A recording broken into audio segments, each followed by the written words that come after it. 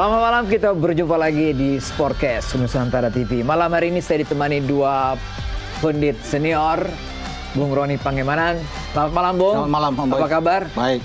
Semangat toh ya? Haruslah. Di tengah kita nih Bung Ropan, Ya. teman lama, Ya. gelandang. Ya. Om Boy Kalau ketawa. dulu main bola di gelandang. Saya ingat nomor 7, Bung.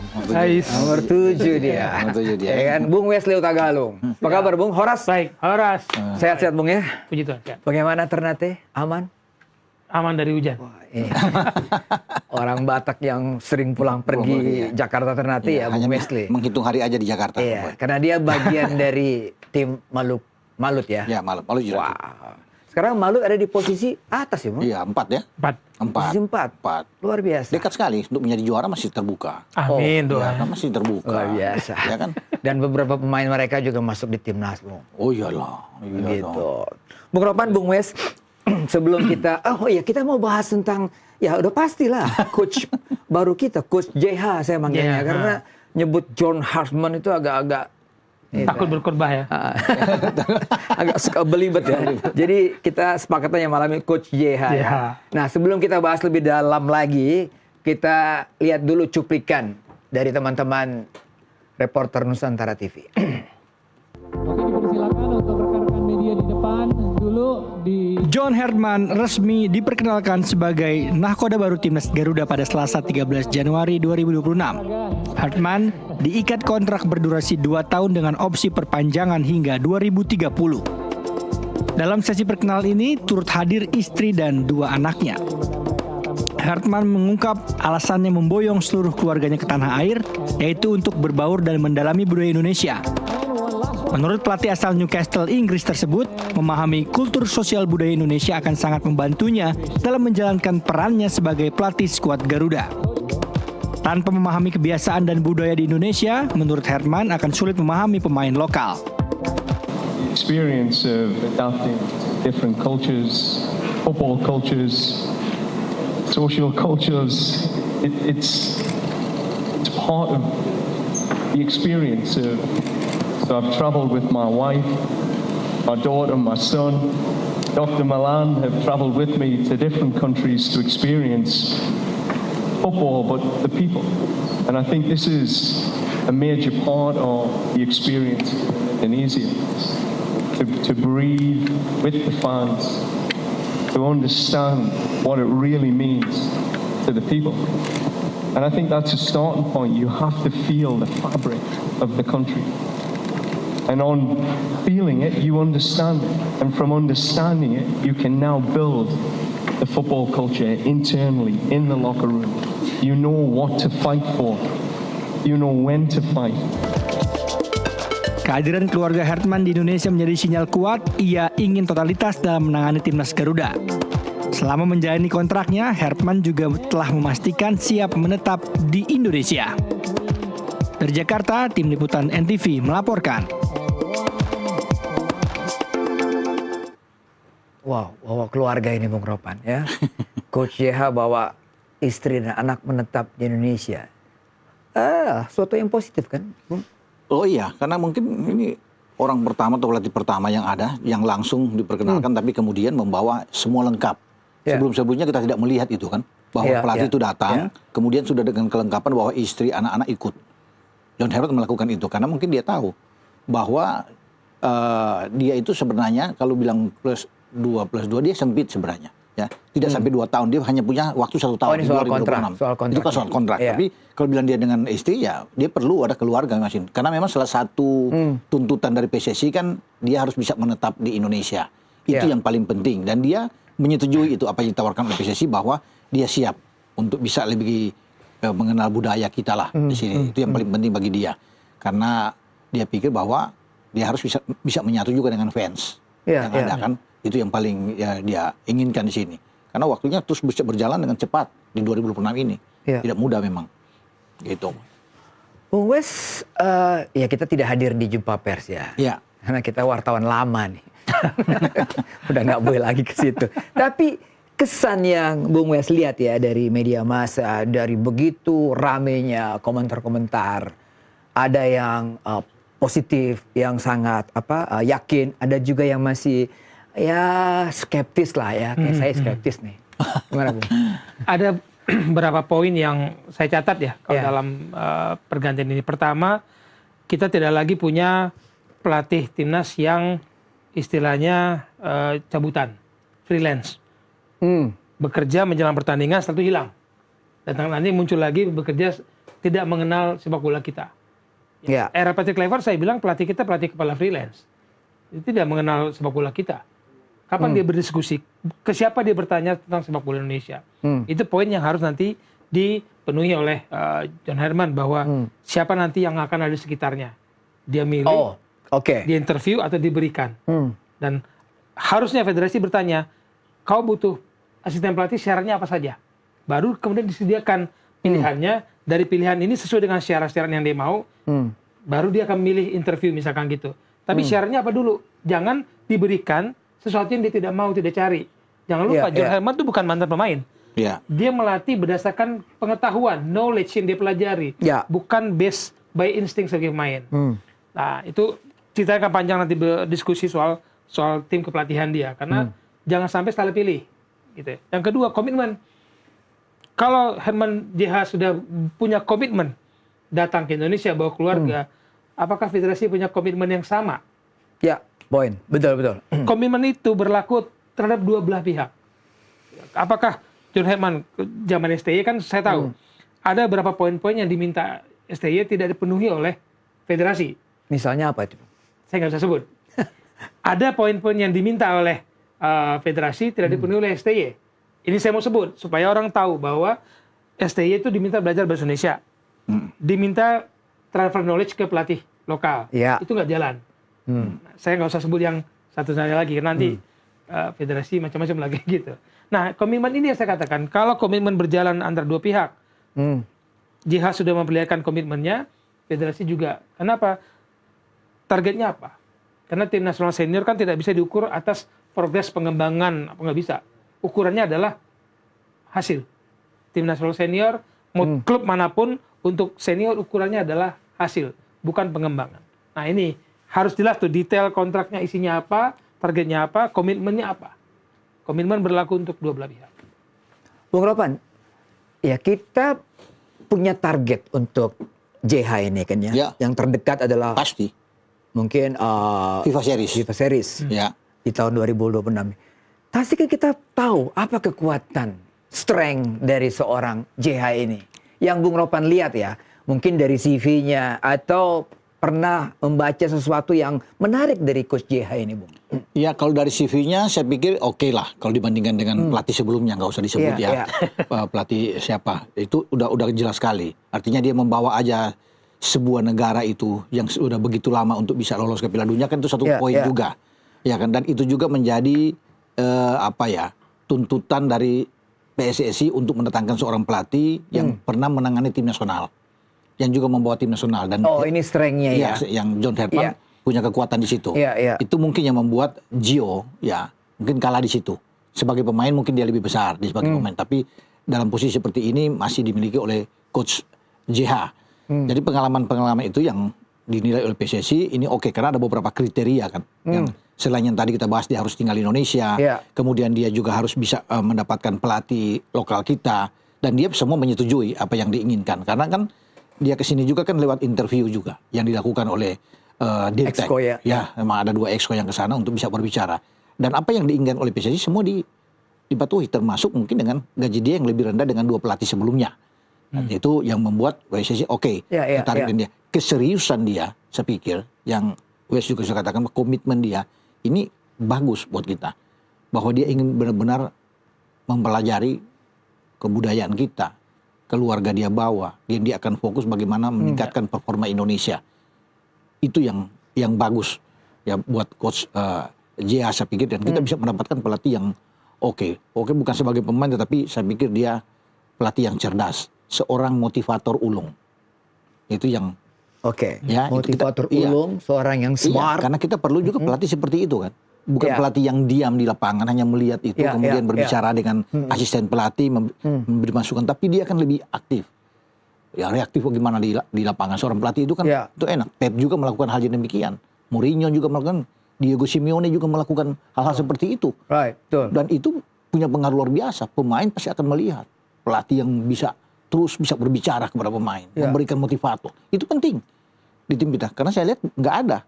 Mau mungkin di STY, mungkin yang terakhir yang PK untuk memberikan dorongan kuat di pinggir lapangan, berteriak-teriak kepada pemain, mengingatkan pemain posisinya bagaimana harus kembali, harus bicara. Itu ada di John Herman. Kalau kita lihat dengan dia menangani Kanada kan, itu luar biasa. Pasti parameter kita di situ.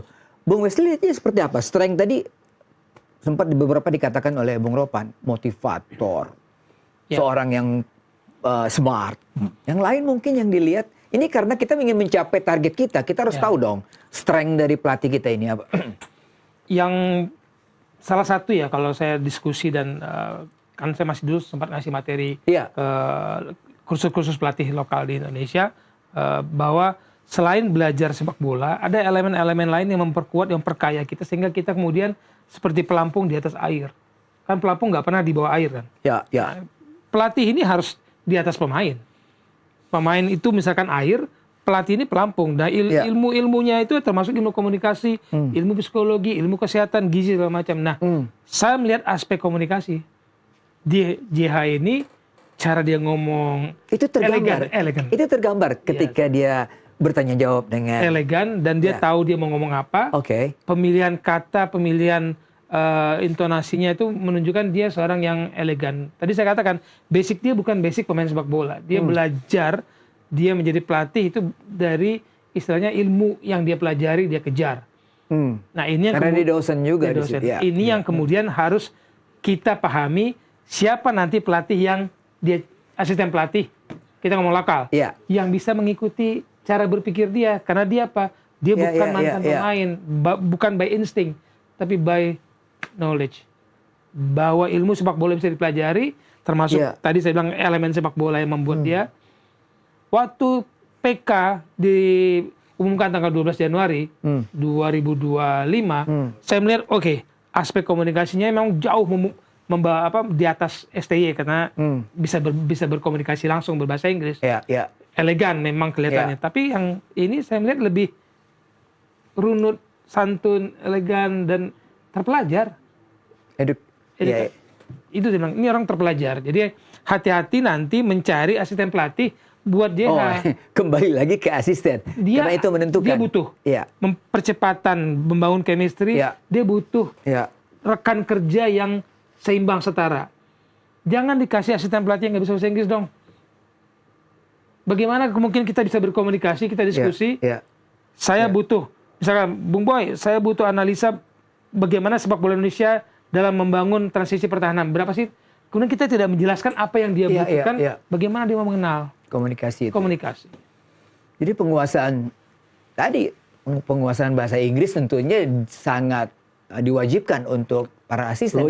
Tidak cocok kalau memang satu nggak bisa kemudian hanya dengan John Herman yang bisa kan. Pasti harus ada keseimbangan yang asisten-asistennya harus. Dan itu memang wajib. Nah makanya PSSI harus bisa menawarkan mereka-mereka yang juga memang. Bung Ropan, itu strength. Kita udah kumpulkan strength tadi.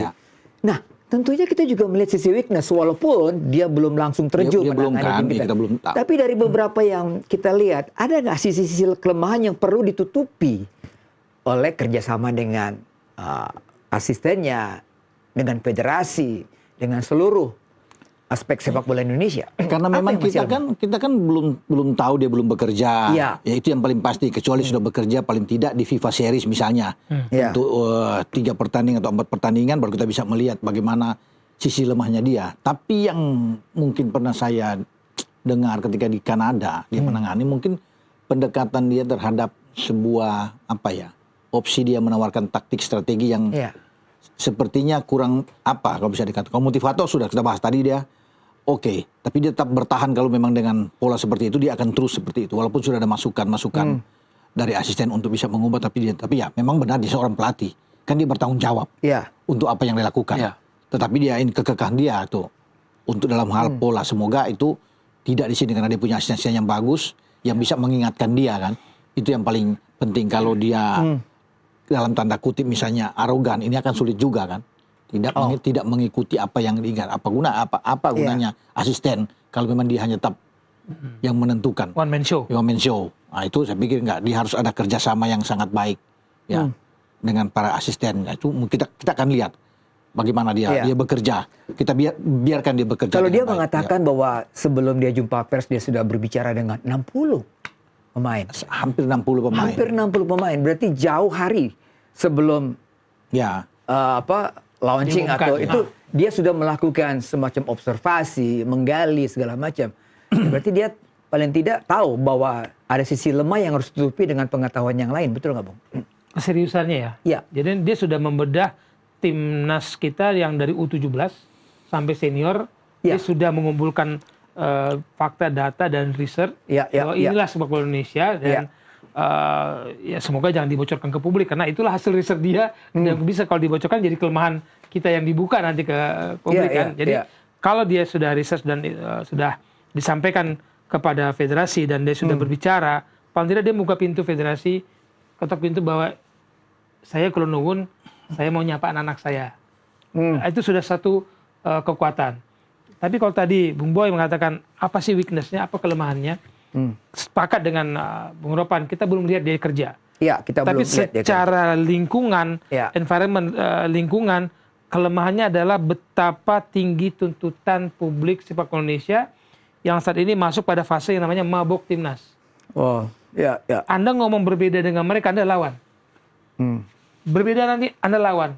Tidak nasionalis. Padahal kita bicara rasionalis, tapi karena kita tidak memberikan apa yang mereka inginkan, yang seharusnya kita memberikan apa yang mereka butuhkan, tapi mereka mencari apa yang mereka inginkan, kita adalah lawan bagi mereka, karena fasenya fase mabuk timnas.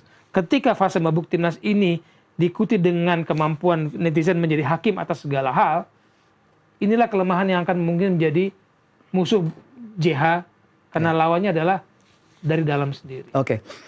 Bung Ropan dan Bung Boy, kita break dulu karena setelah ini kita coba melihat dari kekuatan dan kelemahan itu menghadapi event yang paling dekat bulan Maret, FIFA Matchday. Setelah pariwara berikut ini, kami kembali di Sportcast.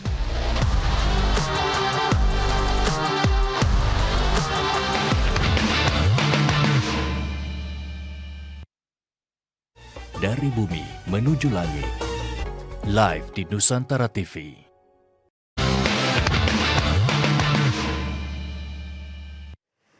Anda masih di Sportcast Nusantara TV. Tadi soal kekuatan, tapi juga ada soal kelemahan. Dengan waktu Januari, Februari, Maret, 3 bulan.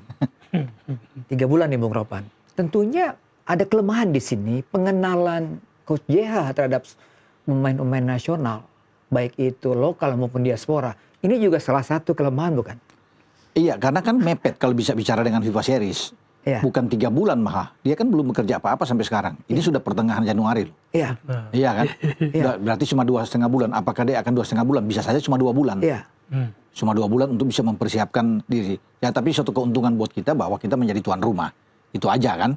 Ya, tapi kalau untuk pengenalan dia belum begitu banyak mengenal pemain-pemain kita, terutama pemain-pemain lokal. Itu yang harus dilakukan oleh Coach JH. Dia harus mungkin berkeliling ke klub-klub itu, pertandingan-pertandingan di Liga Super untuk bisa melihat pemain-pemain yang dia inginkan atau pemain-pemain nasional yang ada di setiap klub, termasuk mungkin dia ke Malut, ya, untuk bisa berbicara dengan pemain-pemain, dengan Sayuri Basudara misalnya, dengan coach, dia harus bisa melihat sini. Nah itu kan tugas-tugas dia. Tapi apakah dalam 2 bulan ini untuk bisa mendapatkan pemain yang bagus itu bisa menuju ke FIFA Series? Paling tidak dia akan memanfaatkan pemain yang ada dulu, yang sudah ada di database. Misalnya Yakob dan Yanja dipanggil lagi, ya kan? Dari Persib juga ada. Kebetulan sudah ada Tom sama Eliano misalnya, itu kan dia akan panggil. Kalau untuk bisa bermain sama pemain-pemain abroad, kebetulan kan ada jeda internasional misalnya. Jadi itu di situ akan dipakai. Dia tidak mau berspekulasi untuk bisa merombak pemain-pemain ini yang ada. Iya, fondasi nggak mungkin. Akan fatal buat dia, Boy. Kalau dia sampai merombak, dia pakai dengan pemain yang ada aja, itu udah bagus. Ini pertanyaan menarik, rombak atau tata ulang? Itu kan satu tantangan buat dia. Apakah pelatih baru itu, ya saya nggak tahu nih Bung Wesley melihatnya gimana, rombak atau tata ulang? Setiap pelatih itu punya filosofi bermain. Ya, dimanapun pasti dia punya filosofi. Entah dia mengikut, nyontek atau apa, tapi dia punya filosofi bermain.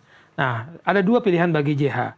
Dia memainkan fondasi sepak bola dia dan membentuk pemain yang ada, bermain dengan fondasi dia Which is kalau itu waktunya kapan? Nggak ada waktu uji coba, nggak ada ketemu. Apakah dia mengorbankan waktu itu dan membentuk pemain dengan filosofi dia, atau dia menyelihat fondasi sepak bola Indonesia dalam kurun waktu 10 tahun lah kita bisa begini, di mana kekuatan, di mana ciri khasnya, lalu dia kembangkan dan dia isi dengan sedikit dengan yang dia punya dia, gaya bermain dia. Untuk ngejar bulan Maret, kita bicara bulan series. Kita belum bicara event Kita belum. Nah, bulan Juli. Yang di depan mata aja. Pilihannya di situ. Kalau ngerombak, resikonya tinggi sekali. Tinggi sekali. Karena kapan dia mau ketemu pemain. Gitu loh.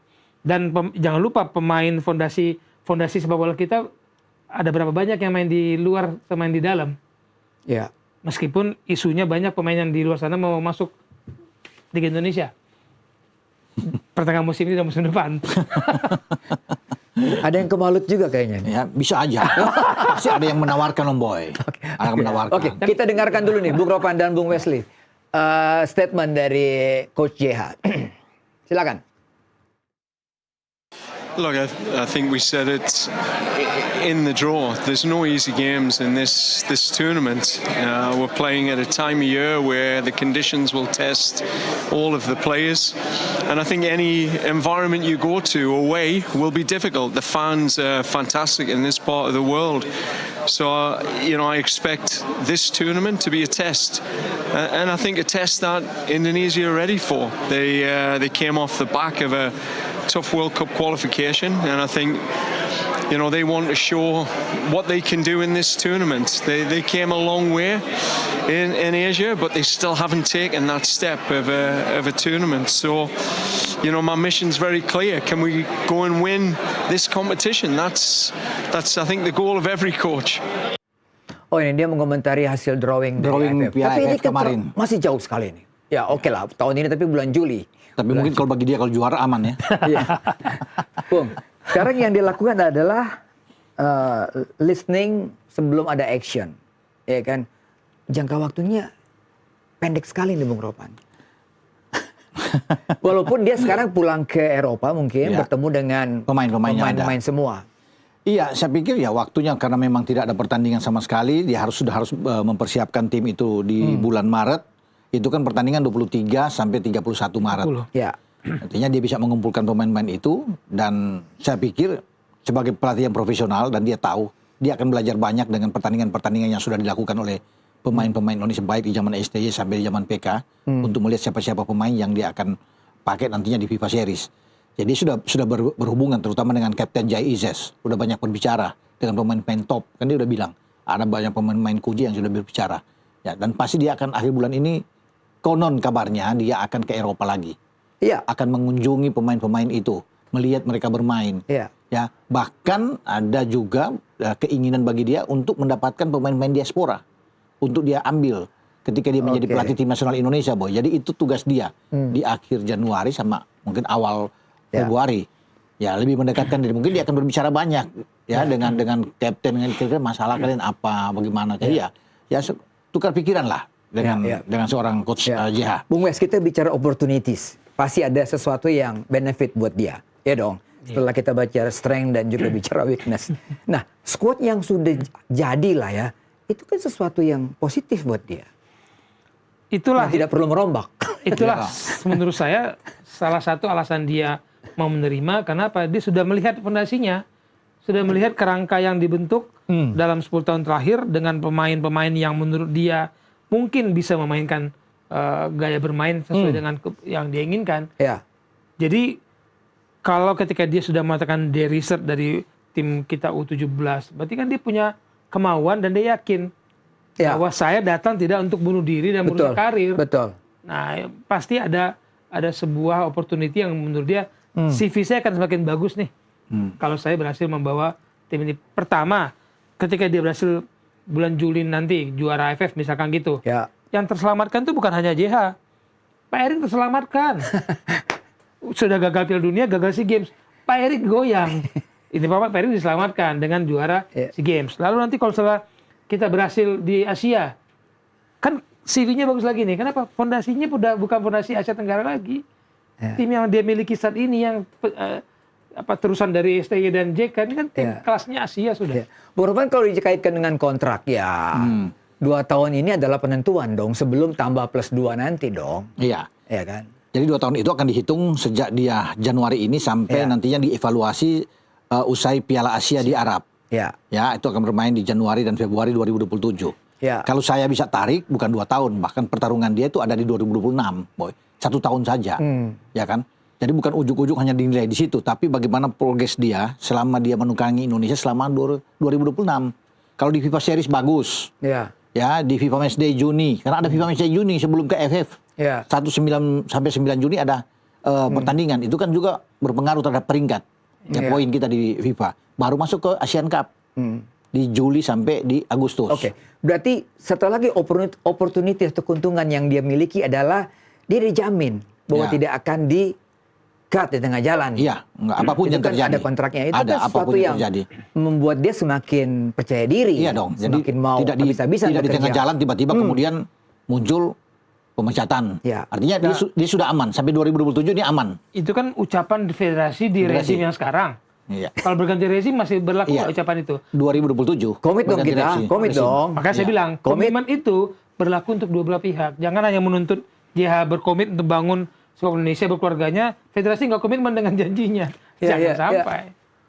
Cuma saya pikir, kalau dia berhasil yang kita bilang tadi ya, di AFF dia berhasil, di FIFA Series berhasil, saya pikir evaluasi yang ada di bulan Januari, Februari itu tidak akan berpengaruh terus dia. Dia akan diperpanjang terus kecuali pergantian rezim itu. Kalau bukan Pak Erik lagi, siapapun yang akan jadi bisa saja sesuai dengan pengurus. Tapi kalau dia sukses menaikkan peringkat kita jauh bahkan bisa menembus 100 besar, dia tidak mungkin akan dipecat. Rezim apapun yang berganti ya. Katakan bukan Pak Erik yang orang lain. Bagus, masyarakat juga akan nilai kan bahwa dia bagus. Trofi pertama dari 30 tahun AFF, walaupun itu orang bilang Piala Ciki. Tetapi kita dapat setelah 6 kali kita gagal. Iya kan? Tidak bisa mendapatkan itu. Dan dia bisa, kalau ini kan bicara kalau dia bisa melakukan itu dengan baik. FIFA Series bagus semua pertandingan. Gitu. Satu lagi yang dia katakan di jumpa pers, bahwa ini opportunities, kekuatan kita. Punya kompetisi, punya pemain yang potensial, dan punya fans. Gimana? Ya. Kan dia ngomong itu. Salah satu kemudahan kita, kalau misalnya dibandingkan beberapa negara yang bisa tampil di Piala Dunia, negara Afrika, tapi punya kompetisinya, belum tentu bagus. Belum tentu stabil seperti kompetisi kita. Kita termasuk stabil loh. Jarang sekali sekarang jadwal berubah. Harus kita akui federasi sekarang membuat jadwal yang fix beberapa tahun terakhir ini kan. Memudahkan kita mungkin bikin perencanaan, bikin forecast keuangan, bahkan kalau bisa klub-klub sudah mulai memperhitungkan jadwal itu. Dan ini kan keuntungan bagi dia. Kenapa? Ujung-ujungnya muaranya kan adalah timnas. Kompetisi yang bagus harusnya melahirkan pemain yang bagus. Pemain yang bagus memperkuat tim nasional untuk bisa berprestasi dan berbicara banyak. Dan itu modal yang dimiliki oleh JH dan dilihat kompetisi. Berjenjang loh sekarang sampai Liga 4. Kita nggak usah bicara kualitas, tapi kan kompetisi sudah ada berjenjang. Oke. Bung Wes, Bung Ropan, kita balik lagi. Kita akan bicara mengenai opportunities dari Coach JH ini setelah pariwara berikut ini. Tetaplah di Sportcast Nusantara TV.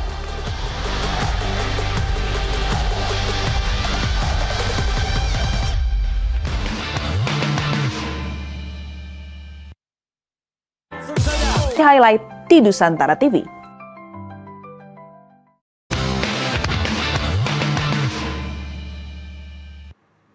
Ada masih di Sportcast Nusantara TV. Bung Ropan, ada lagi satu benefit yang saya lihat ya, bahwa skuad tim nasional kita yang ada di Eropa bermain di klub-klub level atas. Level atas, iya betul. Ini kan satu keuntungan buat Coach JH. Iya, bukan juga keuntungan, saya pikir ini itu hal yang luar biasa. Dia datang ke Indonesia dan kita di Asia Tenggara mungkin tidak ada pemain-pemain lainnya ada di Asia Tenggara yang bisa bermain di 4 klub besar. Nggak ada. Mau Thailand, mau Vietnam nggak ada. Ini bermain di Serie A, nggak ada pemain lain kecuali Indonesia ada 2 di situ. Iya kan, termasuk Emil Audero di Cremonese dan di Sassuolo dengan Jai kan. Kevin Dix di Gladbach di Bundesliga. Calvin Verdong. Ya, di Sebentar Bung, saya potong. Federasi membuka kesempatan Coach JH untuk mencari potensi pemain-pemain lain. Artinya ini kan punya impact. Ada pemain-pemain naturalisasi juga yang harus tersingkir dengan masuknya. Iya kan harus fair. Kalau dia ingin membangun tim yang kuat, datang yang lebih bagus, misalnya yang datang, misalnya contoh kita bicara. Kompetisi internal kan itu. Misalnya Pascal Struijk muncul, yang menjadi pemain inti di Leeds United. Yang Liverpool aja susah untuk menang, MU bisa menang. Nah kalau dia datang pasti satu tempat dia dapat dong. Nah kita kan punya 3 pemain belakang. Nah siapa? Kita kan tergantung. Bek kiri kita aja 3 naturalisasi itu diaspora. Jadi kalau mau bilang naturalisasi akan datang ya kalau dia bagus-bagus semua, potensinya bagus-bagus Kalau semua. dia rekrut 3 pemain, ya berarti harus dikurangi 3 pemain naturalisasi yang ada. Betul Dan tidak? harus siap. Kembali pelatih adalah yang bertanggung jawab memilih pemain, menurunkan strategi seperti apa dan mempertanggungjawabkan hasilnya itu. Jadi kalau dia mencadangkan pemain diaspora itu pilihan dia karena itu strateginya dia. Iya dong. Siapa yang terbaik dia yang bermain. Bukan melulu kualitas tapi persiapan. Apakah kondisi dia secara fisik bagus sebelum bertanding, mental dia bagus apa nggak bertanding? Oke. Itu menentukan setiap pelatih menentukan starting lineup dan wajar dengan banyaknya pemain diaspora sekarang berapa banyak yang jadi cadangan. Banyak itu. Termasuk juga pemain lokal tentunya juga. Oh iya pasti. Karena dia juga akan memantau masuk, kan? Liga Super toh. Iya. Ya tugas dia kan datang ke sini kan untuk bisa mendapatkan pemain-pemain juga lokal yang bagus. Untuk bisa ada terutama di depan kan. Jadi siapa pendamping misalnya Ole Rumeni. Nggak ada, kalau di belakang mungkin banyak. Padat di belakang. Oke. Bung Ropan, menyinggung soal result dari drawing AFF itu. Nah ini kan walaupun bulan Juli paling tidak kita bisa melihat ya. Buat Coach JH sendiri ini gimana hasil ini? Dia kan nggak tahu nih piala apa ini. Iya pasti dia kan juga tahu sama sekali kan. Dan banyak yang menginginkan melihat bahwa ini bahaya kalau kita ketemu misalnya dengan Thailand, dengan Malaysia satu grup ya, atau Vietnam, Malaysia, Indonesia itu kan akan sengit pertarungan. Tetapi kemudian di sana dalam undian grup A kita ada di sana bersama dengan juara bertahan Vietnam, ada Singapura, ada Kamboja dan pemenang antara Brunei Darussalam bersama dengan Timor Leste. Jadi saya pikir ini grup yang saya pikir oke lah buat John. Menguntungkan. Sangat menguntungkan dan untuk bisa lolos ke semifinal ada paling tidak semifinal dulu kan karena 2 teratas yang diambil setiap grup, untuk bisa lolos. Kita jangan dulu bicara final ya, terlalu kepagian tentunya, tapi dia harus bisa mendapatkan 1 di antara 2 jatah yang ada di grup A. Ya pasti mungkin 1 Indonesia, 1 Vietnam. Nah ada keuntungan buat JH bahwa kita bermain dengan Vietnam itu bermain di Jakarta, bermain di GBK. Itu keuntungan dan Vietnam akhir-akhir ini sulit untuk bisa mengalahkan kita, apalagi kalau bermain di GBK. Nah itu kunci daripada kita bisa bermain di Hanoi. Kita juga menang dengan Jaya Isas dengan 3-0 waktu itu. Tapi U23 mereka menang loh di Senayan. Luar biasa. Iya, 2 tahun lalu kan kita dikalahkan Vietnam ya. Iya. Di AFF sampai kita tidak keluar dari fase grup. Kita tidak berhasil. AFF kita tidak keluar grup. Tapi kalau dengan pemain-pemain yang ada, yang sekarang yang ini saya yakin, Boy. Makanya saya katakan bulan ini sebenarnya bisa kita full squad kecuali pemain-pemain yang menjadi inti di Eropa sana. Dia sulit keluar karena precision kan di posisinya dia. Jadi kalau jangan harap Jesus main dulu lah, jangan dulu lah karena dia mengamankan posisinya di klub. Tapi yang di luar itu mungkin masih bisa lah. Masih banyak. Sandi ada, Sain ada di Buriram, ya kan? Bisa. Mungkin Ivar di Extra Divisi kan di Liga kedua masih ada Nathan Chow masih bisa main. Di sini ada Tom Hai, ada Eliano, ada Jordi. Joe Pelupesi masih bisa datang di kasta kedua kan di Belgia. Apalagi bermain di Juli kan. Mungkin sudah masuk Agustus agak repot. Tapi kalau kita bermain di Juli masih oke lah. Ini related dengan threat ya, ancaman ya. Tadi kita bicara strength, bicara weakness, bicara open threat. Nah, threat kita ini ancamannya ternyata kita tidak mengantisipasi kemajuan negara-negara lain seperti Filipina, seperti Vietnam, Thailand, mungkin juga Laos dan Kamboja. Boy, saya di Asia Tenggara ya, saya bagi 3 kelompok. Kelompok teratas itu Thailand, Vietnam, Indonesia. Kita udah nggak boleh lagi inferior terhadap 2 negara ini karena sebelumnya kita langsung pas gitu Thailand langsung nunduk tuh. Langsung takut tuh. Saya tanya sejumlah pemain yang pernah lawan Thailand langsung aduh gitu. Vietnam kemudian aduh. Tapi sekarang udah enggak. Mereka yang takut sama kita. Di bawah 3 ini ada Malaysia, Singapura dan Filipina yang sedang berkembang. Dan di bawahnya kemudian Kamboja, Laos. Tapi yang sangat-sangat melesat itu kan Vietnam. 2015 mereka membangun fondasi sepak bolanya menuju Piala Dunia U20 dan berhasil. Dan sekarang lihat tim senior mereka banyak diisi U23. Dan lihat kemarin U23 mereka main di Piala Asia. Kan? Right, betul. Wow. Lolos kan? Saya membayangkan kalau tim Gerald Van den Berg diadu dengan Vietnam di putaran final yang sekarang di Arab Saudi, mungkin kita akan lus-lus dada betapa Asia Tenggara satu ini kok bisa tiba-tiba melejit untuk usia U23. Tapi kita lihat U23 kita di SEA Games, kita kan menganggap ini wow. Sebelum berlaga kan Bung Ropan, ada Ivar Jenner di situ, ada Zylstra di situ. Kita menganggap wah ini kita. Ternyata apa hasilnya? Lawan Filipina aja kita kalah, Bung. Artinya ya tadi kita Filipina maju, kita maju sekali Filipina dalam hal ini. Kita lupa. Treatnya di situ. Negara-negara lain yang ada di Asia Tenggara itu bergerak pesat, Bung. Iya. Kita asik sendiri, kita pikir kita udah hebat banget. Gimana, Bung? Ya, saya setuju itu. Kayak seperti pepatah apa? Katak dalam tempurung. Iya. Kita merasa dengan banyaknya diaspora yang kita datang, dengan kepelatihan terbaik sedunia ini yang kita miliki, itu kan menurut beliau kan ini pelatihan terbaik sepanjang sejarah. Kita lupa, kita asik dengan mabuk dengan pujian, negara lain bergerak dengan pembinaan. Bung Ropan, apa yang Bung Ropan lihat ketika U23 kita lawan Filipina? Apa yang Bung Ropan tangkap dari pertandingan itu? Terlalu overconfidence pertama, terlalu yakin kita. Kita bicara Filipina dulu lah. Tapi kalau bicara Filipina mereka sangat baik. Pesat sekali. Cara organize, cara permainan mereka, transisi permainan bagus, rapat, build up, disiplin mereka untuk bermain bola dan mereka tidak takut, tidak panik melawan kita. Sangat baik, passing juga mereka terukur dengan baik. Jadi kelihatan sekali bahwa memang mereka berkembang dengan luar biasa. Dan kita kan pingin tadinya kan bisa menang melawan Filipina. Tapi ternyata sulit untuk bisa mengalahkan mereka. Sama-sama banyak naturalisasi. Iya kan, mereka juga naturalisasi. Tapi cara bermain mereka ketika menghadapi kita kelihatan ini tim yang nggak takut megang bola. Berani nahan bola. Dulu kan direct.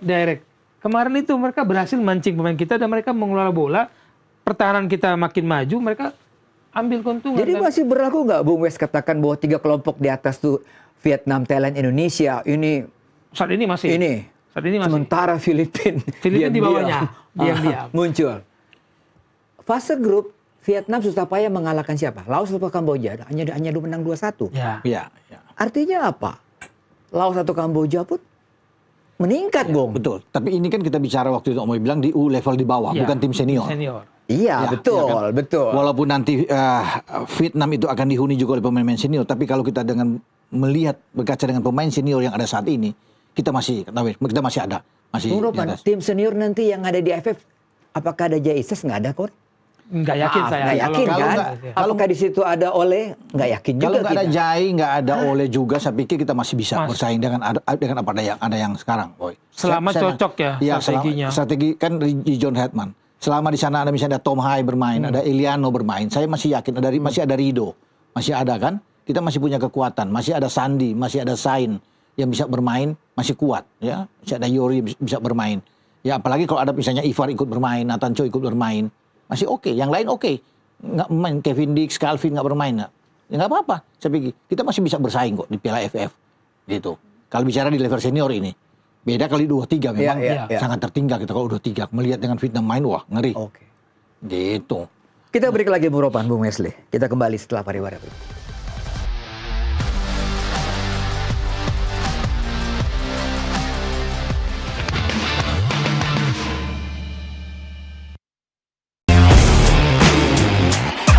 TV.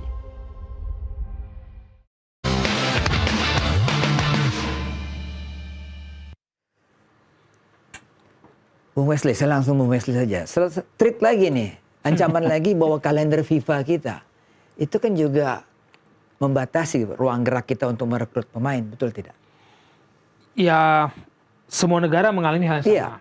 Gitu. Cuman kan kita bicara fondasi sepak bola yang dibangun JH nanti apa? Berdasarkan fondasi pemain diaspora yang main di luar, atau dia memadukan mix 50-50. Kenapa? Yang lebih gampang diatur waktu untuk uji coba setelah kompetisi selesai kan pemain lokal. Kompetisi kita selesai 24 Mei, 23 Mei, kalau salah akhir itu. Dan setelah itu kan dia punya waktu untuk berkumpul, membangun chemistry, dan menggunakan uji coba sebelum menghadapi AFF. Dalam waktu persiapan ini saya nggak yakin yang diaspora bisa semua kumpul, yang nama-nama jadi tim besar lah ya. Ini untuk FIFA Matchday atau untuk AFF? Nah, untuk FIFA Matchday nggak akan ada waktu uji coba, langsung tanding ini. Iya, betul. Kan dia hanya diberikan waktu berapa hari sih oleh klub masing-masing?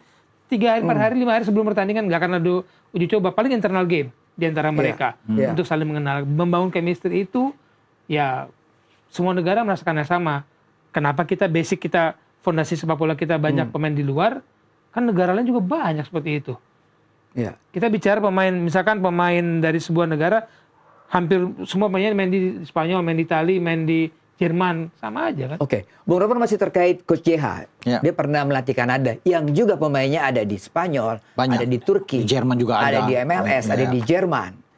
Dia bisa merangkumnya, dia bisa datang latihan langsung main dan tampil bagus. Iya, kalau bicara di FIFA Matchday, yang semua wajib klub-klub itu akan mengizinkan pemainnya bermain di tim nasional. Ya, dengan pemainnya ada sekarang dan apa yang dia lakukan di Kanada, saya pikir dia juga berterima kasih dengan apa yang dia miliki sekarang dengan skuad kita, Boy. Iya. Karena pasti kan pemain-pemain ini sudah menyatu lama. Sebenarnya zaman STY, zaman PK kan mereka sudah punya chemistry lah. Bukan masih baru mereka itu berada dengan komposisi pemain di starting 11. Jadi bagi Coach JH itu bersyukur dia bisa mendapatkan misalnya Jai di sana, Calvin Verdong, Dix, Martin Pas, Emil Audero, kan semua pemain-pemain top, Ragnar Oratmangun yang ada, dan dia tidak akan sulit saya pikir untuk menyatukan ini. Cuma tergantung dengan opsi taktik strategi seperti apa yang dia inginkan, pola seperti apa yang dia inginkan main. Tapi kalau soal amunisi dia udah banyak. Banyak, apalagi kalau dia bisa mengambil untuk menghadapi Piala Asia, dia dapat 1-2 pemain lagi yang bagus. Tentunya kan akan berbeda lagi. Tapi dengan kondisi yang ada saat ini, dia tuh beruntung. Kalau bicara taktik Bung Wes, kan banyak yang menulis bahwa JH ini lebih suka transisi cepat, ya kan, serangan balik dengan sayap, fisik juga harus kuat. Gimana? Kira-kira tim kita, skuad kita yang kita anggap sudah jadi ini bisa mengadaptasi dengan gaya Kalau kita Coach JH? mundur ke zaman STY kan itu kekuatan Bisa. kita. Ya, itu.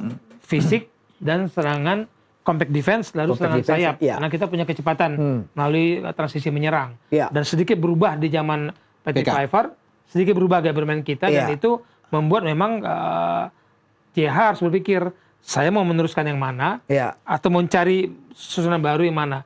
Tapi kalau bicara fondasi kita banyak pemain diaspora, kan fondasi sepak bola mereka itu sudah jauh lebih bagus. Kita harus jujur dengan pemain kita yang di Indonesia nih. Di Indonesia pemain kita kan kadang-kadang latihan di pasir, di batu, rumputnya yang bergelombang. Nah untuk passing aja kadang-kadang masih diajarin di tim nasional, masih diajarin passing nih. Di klub masih diajarin passing. Sementara kalau basicnya pemain diaspora kan tinggal tactical game aja. Betul. Dan pemahaman tactical game mereka sudah diajar sejak sekolah sepak bola. Itu sulit kita dapat di SSB kita. Kenapa? Kembali kita bicara football development kita kadang tertinggal dalam perkembangan kepelatihan. Pelatih di usia dini tidak mengajarkan tactical game yang bervariasi sehingga memudahkan yang senior. Bung Ropan, jadi nggak ada masalah mau 4 back, mau 3 back, nggak ada masalah. Dan dia kan menganut satu pelatih yang punya opsi banyak ya.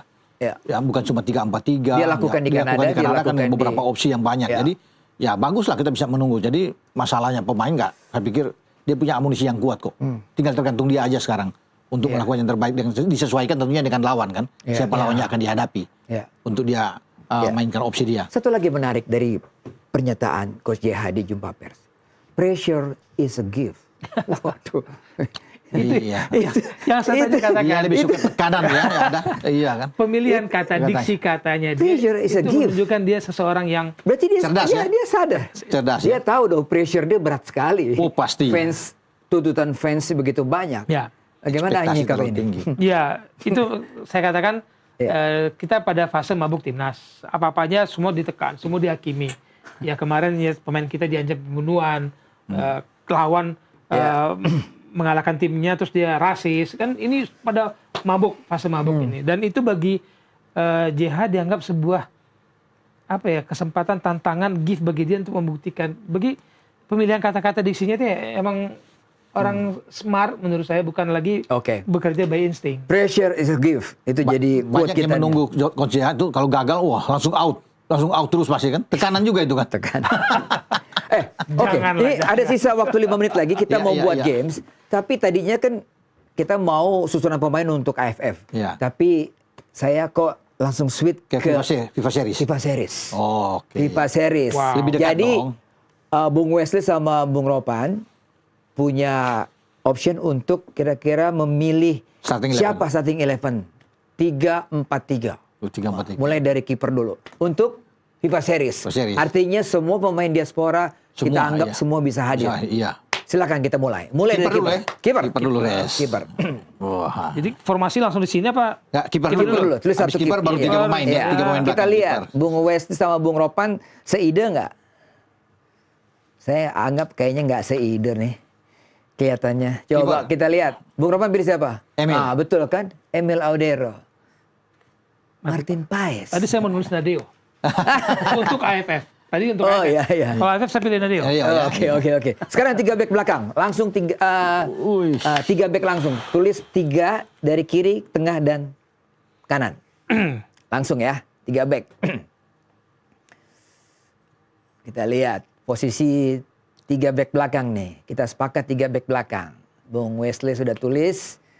Oke. Ini untuk... Oke. Bung Ropan, siapa tuh? Justin Hubner, Jai Isyas, Rizky Ridho. Hubner, Jai Ridho. Wah, ini memang trio Batu Karang.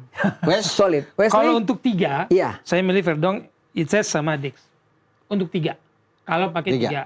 Iya. Oke, 3. Verdong, Itses, dan Jai Isyas Dix. dan Dix. Nah, berarti Wah, beda ini, ya. ini revolusioner juga Ya, ini. memang bagus kalau berbeda, nggak sama kan? Iya kan? Pas. Oke. Iya kan? Sekarang kita masuk ke gelandang ya. 4. Empat di tengah. Langsung 4. 4 gelandang. 4 gelandang.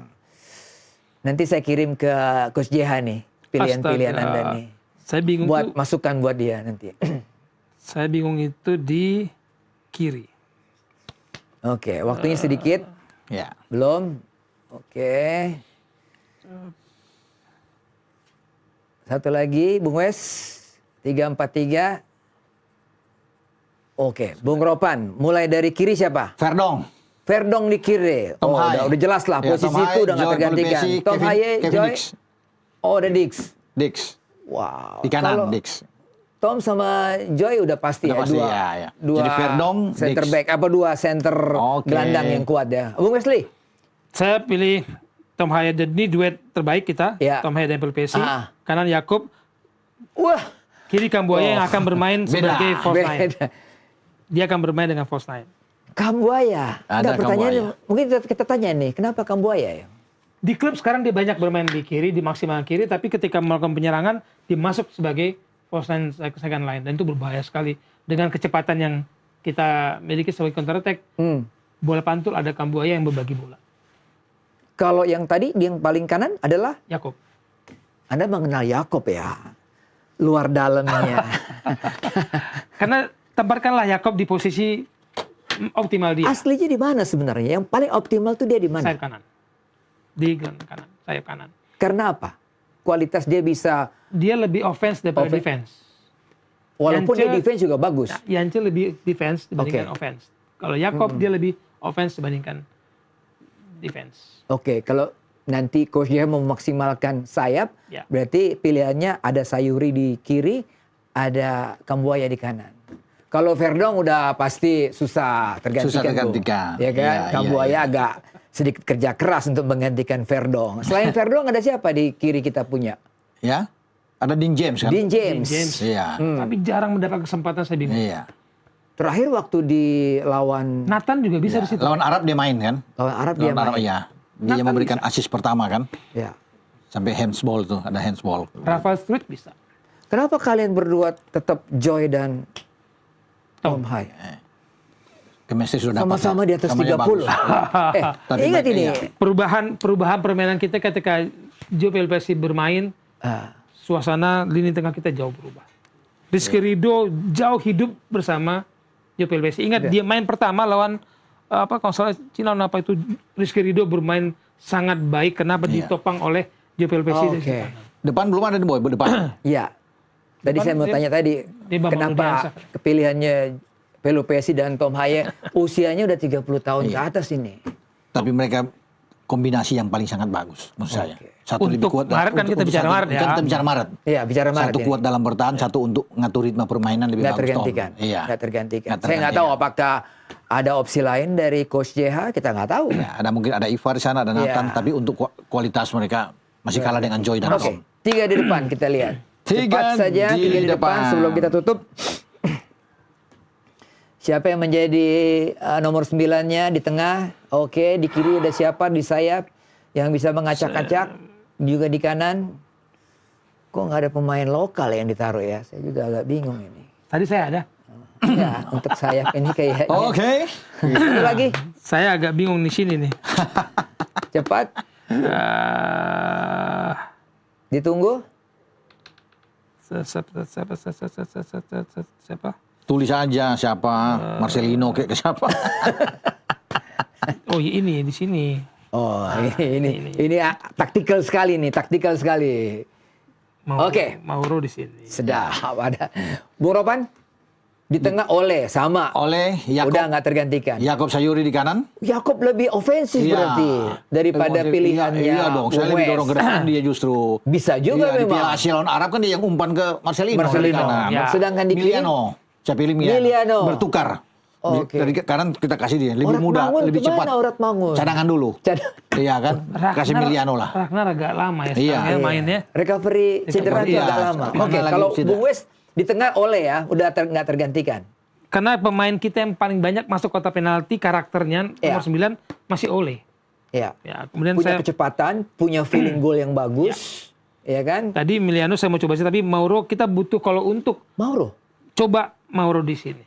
Karena Mauro itu jarang main di kotak penalti juga. Dia lebih sering di sini. Makanya tadi saya katakan kalau ada Ricky Kambuaya, dia akan bermain di sini. Wow. Lebih cepat Yakob, kita kasih Yakob cepat, ofensif. Bisa. Yakob di depan. Tapi pilihan Marcelino menarik juga itu. Kenapa Bung West? Ada pemain yang ketika dia bermain di klub dan tim nasional itu berbeda. Dan dia jauh lebih kayaknya menemukan kenikmatan bermain di tim nasional. Ada sejumlah pemain yang begitu. Kira-kira Coach JH sudah melihat video-videonya Marcelino belum nih Bung Ropan? Ya pasti dong. Pasti dia kan satu-satu pemain dia lihat dong. Iya, iya. Kekuatan pemain-pemain kita. Dia pasti tahulah apa yang harus dilakukan. Tapi kalau untuk saat ini saya pikir ya masih sulit untuk bersaing bagi Marcelino. Sebagai super sub oke. Masih bisa main. Menurut saya kan gitu. Itulah gunanya butuh tim analis dan asisten yang Iya. kuat dan mumpuni Iya. memberikan supply. Poin yang kita dapat ke malam hari ini bahwa Coach JH harus benar-benar jeli memilih pembantu asisten. Iya. Ya kan? Komitmen juga tidak hanya dituntut oleh kepada Coach JH, juga kepada federasi. Ya. Betul tidak? Juga kepada seluruh mau pelatih tim-tim lokal kita, pemain semua juga komitmen untuk itu. Kalau mau berhasil nih, ya kan? Dan Iya. satu transfer knowledge. Dia punya tim pelatih fisik terbaik menurut saya Iya, ini. iya. Dia Cesar harus Melan ya? Iya, Cesar Melan. harus mentransfer knowledge. Nanti begitu kompetisi selesai, kumpulkan pelatih-pelatih fisik di Indonesia ini, berikanlah pemahaman yang baik, pelajaran yang baik, sehingga pas mereka pulang ke klub, mereka menyiapkan pemain-pemain yang dengan kondisi fisik yang dibutuhkan oleh tim nasional nantinya. Jangan dibenahi di tim nasional, udah benar di klub. Iya. Nah itu butuh transfer knowledge. Baik, Bung Ropan, Bung Wesley, kita tunggu nanti bagaimana racikan dari Coach JH untuk FIFA Matchday. Tapi satu perkataan Coach JH yang menarik kita kutip hari ini, pressure is a gift. Ya. Sampai jumpa minggu depan.